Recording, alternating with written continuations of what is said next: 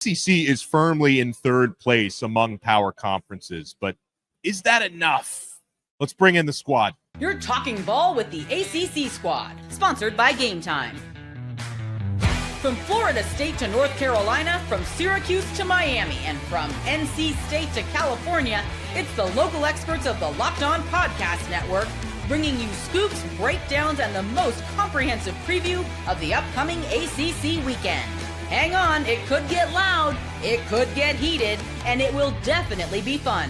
Squad up, you're part of the ACC Squad. Squad up. Shout out to the everydayers, and thank you so much for making the ACC Squad your first listen and your first watch. We're available free wherever you get your podcasts. We're free on YouTube. We're part of the Locked On Podcast Network, your team every day. We got JJ Jackson from Locked On Blue Devils. He's here on location in Charlotte, as are me. I'm Alex Dono from Locked On Canes. Kenton Gibbs from Locked On Wolfpack. And then in the far corners of Syracuse, New York, we have Jackson Holzer from Locked On Syracuse with us. So, all right, Kenton, I'll start with you on this one. I'll let you buy the first round. So it is fair to say the ACC is firmly in third place. We all know they're behind the SEC. They're behind the Big Ten and revenues, TV ratings, all that. Right. Clearly in front of the Big 12 right now. And the ACC has generated record revenues as of late. So is being firmly in third place, is that enough in your eyes right now? I hate to do this, but I have to quote one Kendrick Duckworth, and it's not enough.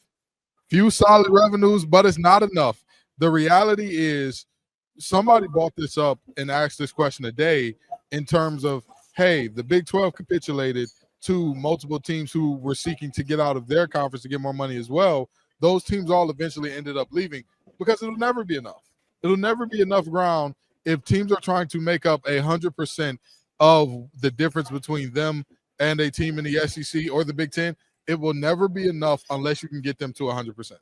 That's just the reality. Even if you can get them to 80%, teams will still look up and say, why am I sacrificing this 20% just to stay in the ACC? So third place is good. Grady, it's not enough. Yeah, I totally agree. I think when you look at what the conferences have been doing the past few weeks, trying to, it's talking season for a reason. We got to find things that we need to talk about. And so the ACC trying to not back down. But these teams are going to want their full share of the pie, as you're saying. They're going to want to do whatever it takes to make the most money possible for their institutions. At a certain point, this turns into a selfish problem. I want to support myself first and foremost before thinking about how the rest of my peers and a league are perceived or helped. No, it's not enough to be third place. You can never go into – first of all, there's only 4 power conferences out there. So being third, you're in the bottom half. It's not like we're talking about third out of 30. We're talking about 3 out of 4. That ain't exactly good enough here, okay? There's only 4 power conferences. Second of all, I don't know about you all, but it's a mindset thing. I mean, are you happy with the bronze medal? No. You want the gold medal, right? You want to be number 1. And if you have the mindset of, we're okay with being in third, well, guess what? The Big 12 is going to pass you, because the Big 12 is going to sit there and say, well, we're not okay being 4th. So we're going to do everything in our power to leapfrog the ACC, and then so on and so forth, the Big 10 and the SEC. So the ACC, you cannot have the mindset of, we're okay being in third place. It's okay. It's fine. No, you need to have the mindset of, no, we're going for the throne. We're going for first place, and whatever happens, happens. But the mission of the conference should be, you're going for number 1. So no, third place out of 4 is not good enough. Well, when you put that in the context of what the Big 12 is doing, it could potentially be enough to keep third. It is not enough to keep these 2 teams. The Big 12 just turned down Memphis, who offered them 9 figures and did not want to take any revenue and for the first 5 years at minimum, and gave the Big 12 a instant breakup clause at 2030. Yeah. And they turned it down for some reason. I can't find the logic in that. A lot of people were saying, well, they've got their eyes on teams falling out of the ACC when that happens. I don't understand that, though, because let's say everything happens according to the timeline that we know. The new TV deals kick in when? About 2030, 2031. 2030 to 2031. So if you go up to 2030 with this team, they do not receive a dime. You receive $300 million, and then when the new TV deals are about to be due, You just say, actually, I'm good. Shoo, we'll use your $300 million to purchase a new team out of the ACC. You're coming out a winner. Yeah. I don't get that. What is the problem with legitimizing Memphis in that moment? To me, I think that's a grave misstep by your mark that we'll look back at and say, that was a deciding moment as to why the Big 12 stayed fourth. Because I'll tell you, do you think Jim Phillips would turn that down? You think he turned down a team giving them $300 million? They took Cal and Stanford, and not as sweet of a deal as that. And guess what? My case has a Snuggie on. It's put on its big pillow. It's put on the rain sound. It's resting peacefully. I think literally any school in the country, if they offer Jim Phillips $200-300 million to join the conference, I think they take it. I don't even. It doesn't matter where that school is located. We can be talking about they're in the middle of Russia here, and they'd probably still take the school. It's free money. Just take the program. But I don't know. That's the Big 12's problem. And at least Memphis somewhat makes sense when we're talking geography strictly. You know, when you add the Atlantic Coast Conference, adding California schools to the mix the last few years, at least if you are Memphis and you made that same pitch to the ACC, the travel would not be that big of an issue at all. Yeah, and I guess my question would be, how much more room for growth do you think there is, Kenton? I'll start with you when it comes to the ACC, because again, the revenues, for what it's worth, keep going up. It may not be SEC Big Ten type of revenue, but they're going up every single year. We have this thing, it's very polarizing coming up, called the Brand Initiative, which was part of that settlement with Florida State and Clemson, where if you put on better TV ratings, more people watch you on Saturdays, you're going to make a bigger share of that revenue. And that could go a long way into, at least temporarily, satisfying the Florida States and the Clemsons, and schools like Miami and UNC and so on can also benefit from that, and certainly Duke basketball can.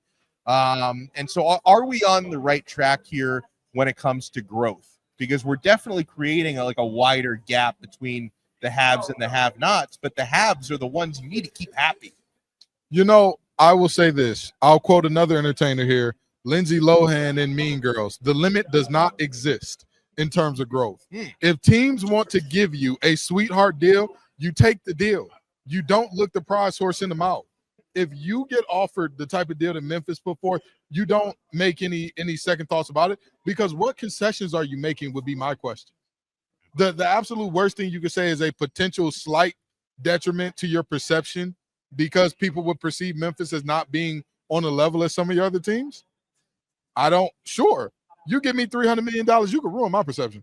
Yeah. You could ruin, I like what you said earlier about legitimizing them, because a lot of the teams that are now in power conferences and even thriving, they came from the group of 5 or the group of 6 or whatever it is now. That until you get that, SMU a couple of years ago, yep. What were they in the AAC? They almost won the ACC last year.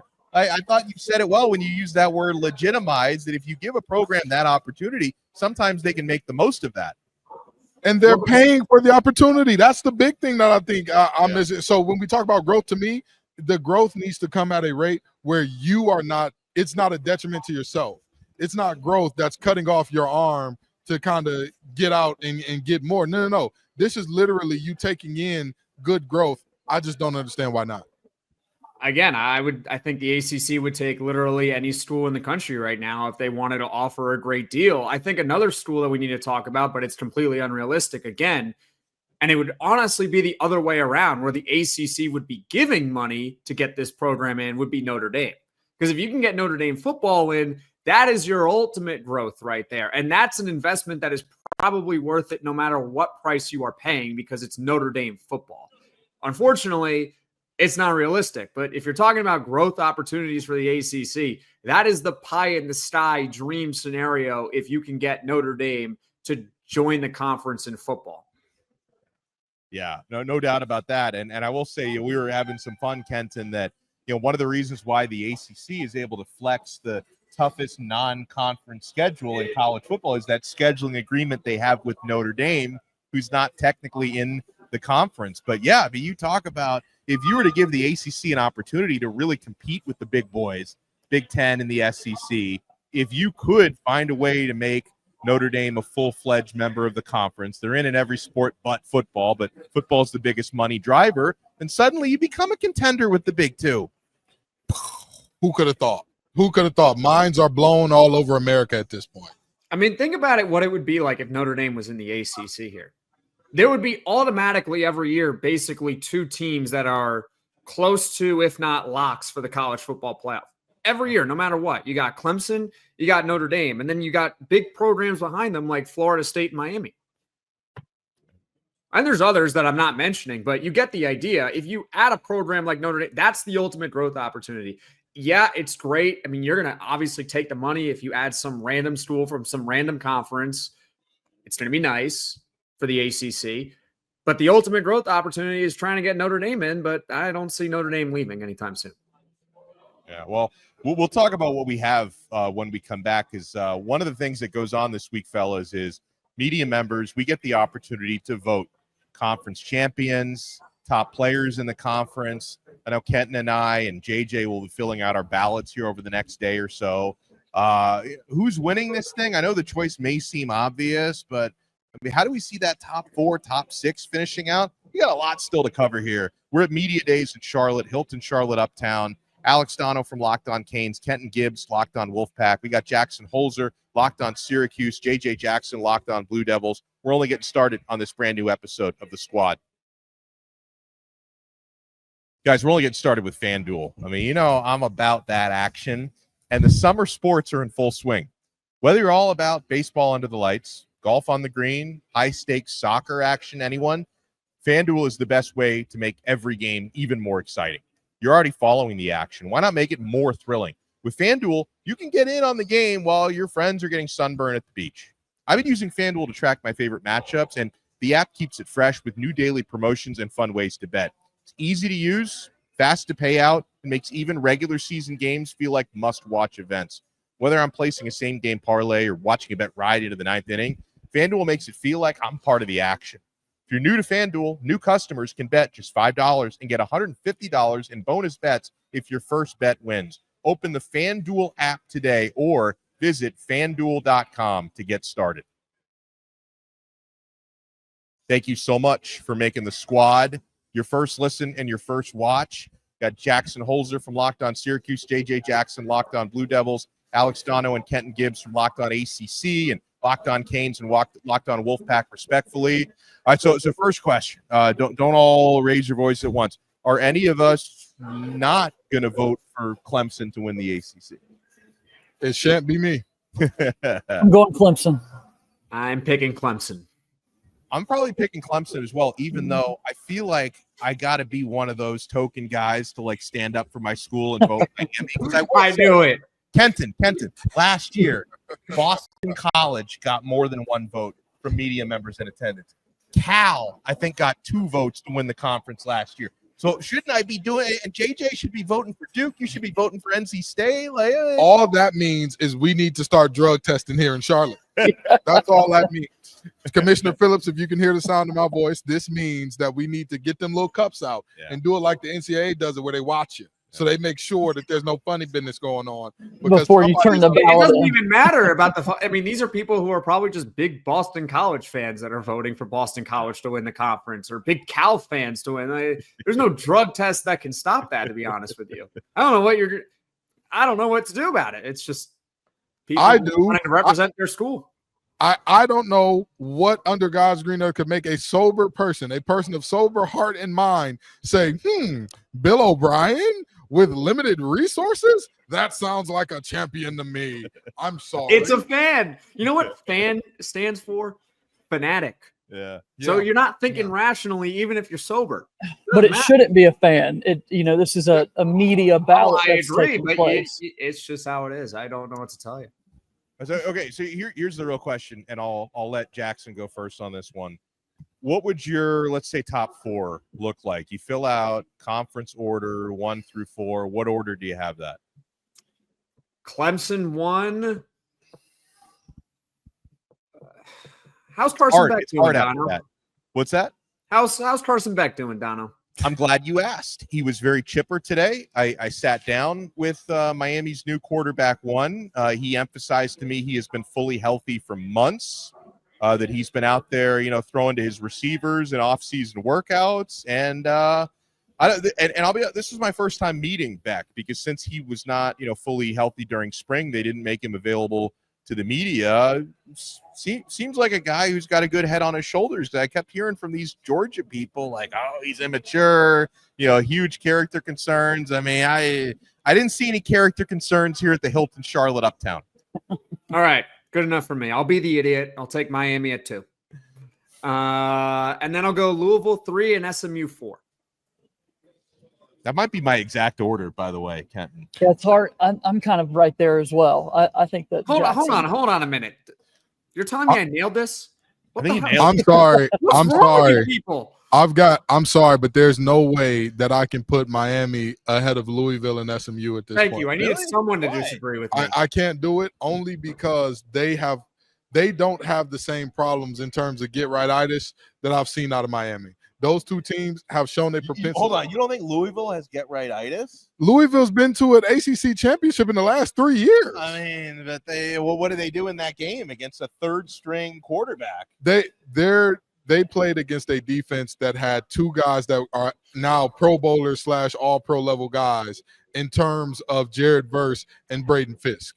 They have looked phenomenal in the league against guys that get paid millions to block them up. So I'm not too upset about their offense looking like that. Your boys blew a 21-point lead to Syracuse. Because the Fighting Jackson Holzers were just too good on that day. Like, what were we supposed to do? And Kyle McCord the only team that could really stop Syracuse last year. And this is Donno's attempt to get Mario Cristobal to come at me again, because earlier today Cristobal got a little feisty with me when I said, "Hey, Miami's got a bad case of can't get right-itis. You've been right there," and he said we actually didn't have the talent. Well, here's what he took issue, and I thought it was a really good question, and you got a really good answer. I did, honestly. But it was kind of like two questions packaged into one. So you gave them another part of the question where he didn't have to answer the get right-itis part, right? Yeah.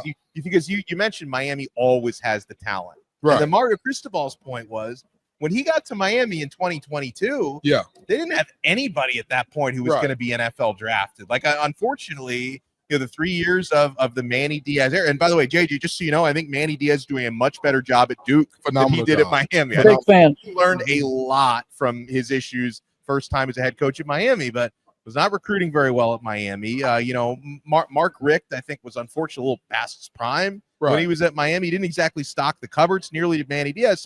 So basically, you gave Mario Cristobal a reason to avoid the get right-itis part of it, and you implying that he, and whether you meant to imply it or not, implying that he inherited a team with a bunch of talent. His point was it didn't have a bunch of talent. But that's what I'm saying. I specifically said, and this goes beyond you. Well, but Miami has had a case that can't get right, because even if we talk about what is down recruiting for Miami.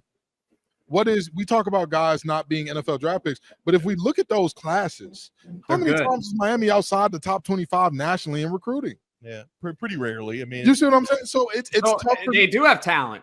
Exactly. That's what I'm saying. So it's tough for me to sit here and hear, oh, they don't have talent, when we've got NC State football, Syracuse football, and Duke football represented right here, and you're telling me that Miami hasn't had talent. I don't know. Well, I mean, not to break it off into a bigger discussion. We'll get back on track in a second. And part of this, and this also has to be fixed under Cristobal. It was an issue before, still an issue, is actually developing the talent you get in there. So, even if Manny Diaz may have had like a 25th ranked recruiting class in the country, they certainly weren't developing that into a top 25 team. Absolutely. And I think that's a very fair point. But to me, that gets into a different conversation. If we're talking about not developing talent, that does not mean that you do not have the talent. Yeah. We can get into why guys aren't developing. Did they pick the wrong guys? Was there something wrong with their strength and conditioning or weight room, whatever the case may be? But my argument is always that when I look at Miami historically, and like I said, this goes beyond Cristobal, because I know Miami fans love to act like I hate Miami as if I didn't wear 99 all throughout my childhood because I loved Warren Sapp. But if the shoe fits, well, listen, if they want to lace up a size 16 on me, just make sure it's a Gucci loafer. But I look at this and I say that is a team that, with all due respect, I need to see you actually get it done. Yeah. Even with Cristobal building in the right direction. I'm not mad at that. I agree. He is building in the right direction. However, at some point in time, the potential has to be potential. I need to see the potential go to, hey, we've all got rings now. We've all got big old rings saying that we built this program from what it was when the cupboards were barren to a champion. All right, so it sounds like me and JJ agree with Jackson's top 4. Clemson, Miami. Jackson, you have Louisville first, or you had Louisville third and SMU fourth, correct? Yep. I agree completely. Kenton clearly disagrees, so give us your top 4. I think that is the top 4, just not the order. Okay. I think that you go Clemson. Right. I think that you go Louisville at 2. I think you go SMU at 3, and I think you go Miami at 4. Okay. So the difference is essentially one game. That's pretty much. And I have felt like at multiple times that can't get right-itis has bitten Miami. And we could blame it on the defense, but the defense, okay, they allowed 21 points, but that should not have caused a 21-point comeback, because that also means your offense has not pissed the drop at that point. Yeah, you get what I'm saying? So for sure. It's not just about, I don't believe in Miami because of this one moment. It's been a build-up of this. The same reason why a lot of people don't believe in NC State, and I'm okay with that. Yeah. I'm okay with people saying, hey, this NC State team, Dave Dorner showed us who he is. He's a 6-6 merchant. He's a 7-5 merchant. He's going to roll up a stogie after going 8-4 and beating Bill Belichick, the biggest stogie you've ever seen. Yeah. I'm okay with that because that's what his history has shown.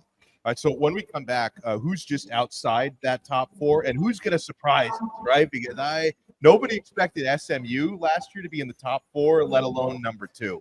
Everybody last year thought Florida State was number 1, and then look what happened to them. So who could surprise us? You want to keep it locked right here. We're not done yet on this brand new episode of The Squad.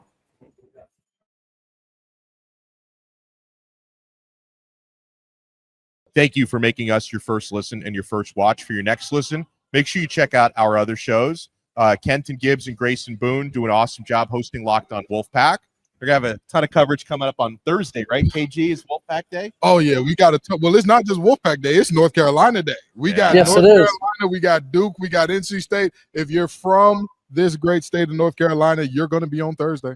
So make sure you check out Locked On Wolfpack. Check out Locked On Canes that I host. Check out Locked On Syracuse with Jackson Holzer and Locked On Blue Devils with JJ Jackson.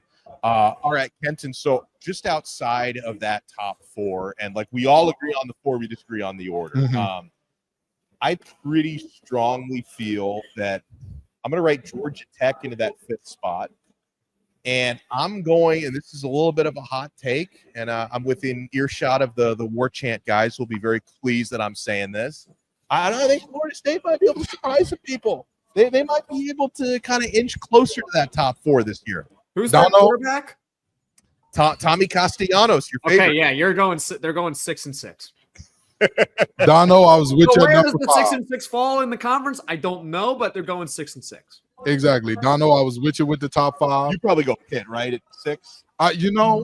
Pitt is an enigma for me because I believe a healthy Eli Holstein spells out that they could be 6. But at that 5 spot, I wouldn't even call them a 5. I'd call it more of a 4B. The quarterback scrambling, the wreck is rambling. Georgia Tech has to be in that consideration for a team that is right there. That is right there on the precipice. Like I've talked about, they have some depth issues at some key spots. But if they maintain relative health at those spots, I truly see this could be a special year for them. You talk about them being very well prepared, but sometimes just lacking that top-end talent. How much more talented can you get than Haynes King at quarterback, Jamal Haynes at running back? All Americans on your offensive line? But who's catching balls? They lost Eric Singleton to Auburn.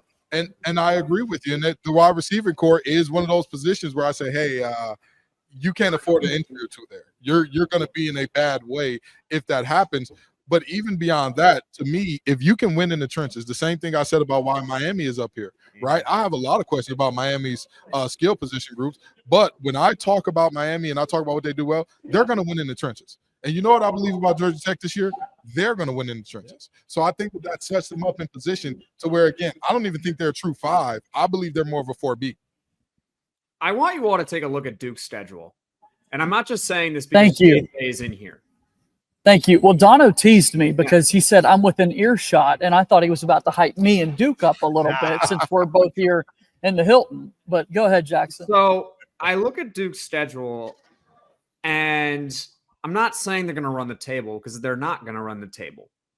But how many games, when you look at it, do you say they can't win that game? There's maybe one at Clemson. Other than that, it's a pretty doable schedule. What's their second toughest game? Illinois, Tulane, Georgia Tech, but you get them at home. If Duke goes 9-3 or 10-2, I would not be surprised. See, if Darian Mensah is the guy that they're paying him to be, especially, right? I mean, they're paying him all that money. He better be pretty good. So if he plays at that caliber level where he's in the conversation or is an all ACC player, Duke's going 9-3 or 10-2 this season, and people are going to act stunned by it, even though this team went 9-3 last year. Yeah. That's a sleeper. I can get behind that. My only question about them, you've lost a lot in the trenches over the past 2 years. And while Duke has done a great job of developing guys who were unheralded coming out of high school or getting guys in the portal that turn out to be massive gets, how much attrition can Duke suffer in the portal before we start having a very serious conversation, or not just the portal, but also graduating out in terms of a Dwayne Carter, in terms of a Monk, in terms of Aeneas Peoples who transferred out. And you say to yourself, okay, well, how many big bodies do they have that are good? Because don't get me wrong, I think Manny Diaz is doing a fantastic job. He's coaching up that defense. Nobody disguises a defense like Manny Diaz and company. I want to make that very clear. That secondary, they're going to be fierce. They're going to be something to absolutely be reckoned with this year. But I'm asking myself, okay, you have questions about a lot of new starters on the offensive line, and you're breaking in a first-year transfer quarterback, and you're breaking in first-year transfer receivers. We're expecting a lot of cohesion in year one that I think that other teams have that puts them in front. Georgia Tech has a lot of cohesion that I say this puts them definitively in front of Duke to me. I think the other team I would look at is Pitt. But also Pitt is that caliber. Pitt's that team almost every year where you just write them in the middle of your standing predictions. It's always right. It's just they're just right there in the middle. They're all right. That 8th spot. I'm just going to write the Pitt Panthers, and I'm not even going to look at their roster or anything. I'm just going to write them in. But they are a sleeper. They started 7-0 last year, and then they found a way to go 7-6. I know. They start 7-0, and Kenton is campaigning for them to be a top 5 team in the country or whatever. And we kept on coming on the ACC Squad every week saying they're not a top 5 team in the country. And then lo and behold, every week it became a running joke about Pitt. Are you a sports analyst or are you a historian, Jackson? Because you keep bringing up old stuff. You keep bringing up old stuff.